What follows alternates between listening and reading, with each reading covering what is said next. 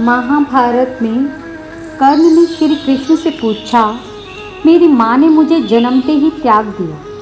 क्या ये मेरा अपराध था कि मेरा जन्म एक अवैध बच्चे के रूप में हुआ? द्रोणाचार्य ने मुझे शिक्षा देने से मना कर दिया क्योंकि वो मुझे क्षत्रिय नहीं मानते थे। क्या ये मेरा कसूर था? परशुराम जी ने मुझे शिक्षा दी, साथ ही श्राप भी दिया कि मैं अपनी विद्या भूल जाऊंगा क्योंकि वो मुझे क्षत्रिय समझते थे। भूलवश एक गौ मेरे तीर के रास्ते में आकर मर गई और मुझे गौवध का श्राप मिला। द्रौपदी के स्वयंवर में मुझे अपमानित किया गया क्योंकि मुझे किसी राजघराने का कुलीन व्यक्ति नहीं समझा गया। यहाँ तक कि मेरी माता कुंती ने भी मुझे अपना पुत्र होने का सच अपने दूसरे पुत्रों की रक्षा के लिए स्वीकारा। मुझे जो कुछ मिला दुर्योधन की दया स्वरूप मिला। तो क्या ये गलत है कि मैं दुर्योधन के प्रति अपनी वफादारी रखता हूँ?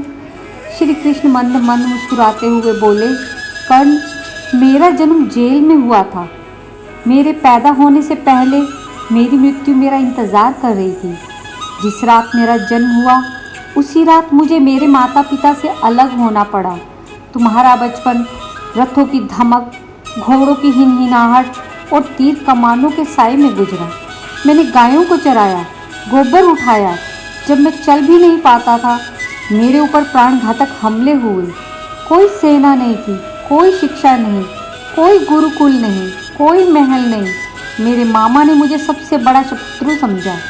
जब तुम अपनी वीरता के लिए अपने गुरु व समाज से प्रशंसा पाते थे उस समय मेरे पास शिक्षा भी नहीं थी। बड़े होने पर मुझे ऋषि सांदीपनि के आश्रम में जाने का अवसर मिला।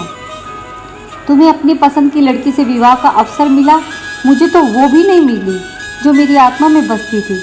मुझे बहुत से विवाह राजनीतिक कारणों से या उन स्त्रियों से करने पड़े जिन्हें मैंने राक्षसों से छुड़ाया था। जरासंध के प्रकोप के कारण मुझे अपने परिवार को यमुना में से ले जाकर सुदूर प्रांत में समुद्र के किनारे बरसाना पड़ा। दुनिया ने मुझे कायर कहा। यदि दुर्योधन युद्ध जीत जाता तो विजय का श्रेय तुम्हें भी मिलता, लेकिन धर्मराज के युद्ध जीतने का श्रेय अर्जुन को मिला। मुझे कौरवों ने अपनी हार का उत्तरदायी समझा। हे कर्ण, किसी का भी जीवन चुनौतियों से रहित नहीं है। सबके जीवन में सब ठीक ही नहीं होता। कुछ कमियां अगर दुर्योधन में थी तो कुछ युधिष्ठिर में भी थी। सत्य क्या है और उचित क्या है ये हम अपनी आत्मा की आवाज़ से स्वयं निर्धारित करते हैं। इस बात से कोई फर्क नहीं पड़ता कितनी बार हमारे साथ अन्याय होता है। इस बात से कोई फर्क नहीं पड़ता कितनी बार हमारा अपमान होता है। इस बात से कोई फर्क नहीं पड़ता कितनी बार हमारे अधिकारों का हनन होता है। फर्क सिर्फ इस बात से पड़ता है कि हम उन सब का सामना किस प्रकार करते हैं।